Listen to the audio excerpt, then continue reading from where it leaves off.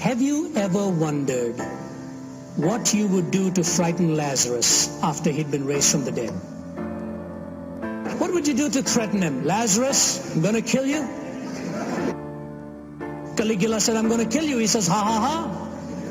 And he says, stop ha-ha-haing, I'm going to kill you as I'm killing all the Christians. He doubles over in uncontrollable laughter, comes up for air and says, Caligula, haven't you heard? Death is dead. Death is dead.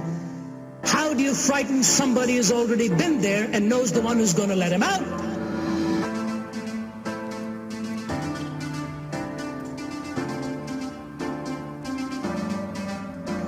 But just think of stepping on shore and finding it heaven, of touching a hand and finding it God's hand, of breathing new air and finding it celestial,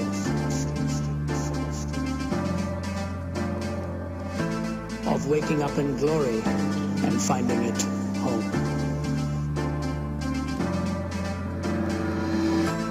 Ladies and gentlemen, your hope and mine in Christ is that one day we will be with God. One day we will be with Him. We look back upon history and what do we see? Empires rising and falling, revolutions and counter-revolutions, wealth accumulated and wealth dispersed. Shakespeare has spoken of the rise and fall of great ones that ebb and flow with the moon. I've heard a crazed, cracked Austrian announce to the world the establishment of a German Reich that would last 1,000 years. I've seen an Italian clown saying he was going to stop and restart the calendar with his own ascension to power. I have seen America more wealthier and in terms of military weaponry more powerful than the rest of the world put together, so that had the American people so desired, they could have outdone a Caesar or an Alexander in the range and scale of their conquest. Hitler and Mussolini dead, remembered only in infamy.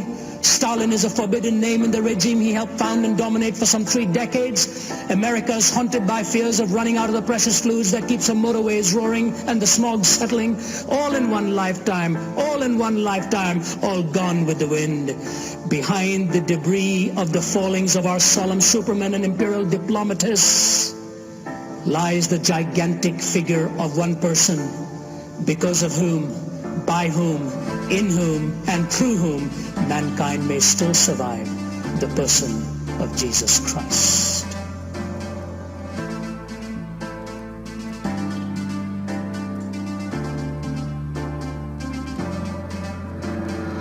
Isaiah calls him Wonderful Counselor. Peter looks at him and says, you are the Christ, the Son of the living God. The Apostle Paul, Saul at that time in Acts chapter 9 says, what shall you have me to do, Lord?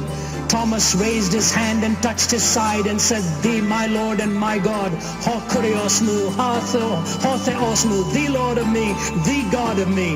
When Pilate looked at him and said, art thou the Christ? He says, you have said it. When the priest looked at him and said, are you the Son of God? He says, you're right in stating that I am the Son of God. And in John chapter 14 he says, in my Father's house are many mansions. If it were not so, I would have told you. I go to prepare a place for you, that where I am you may be also. Lord, where are you going? If we don't know where you're going, how can we find the way? I am the way, I am the truth, I am the life. No man comes unto the Father except through me. Show us the Father, Lord. If you've seen me, you've seen the Father. Philip, have you been with me so long and you don't know that when you've seen me, you've seen the Father? I and my Father are one. And he who believes in me, greater things than these shall he do.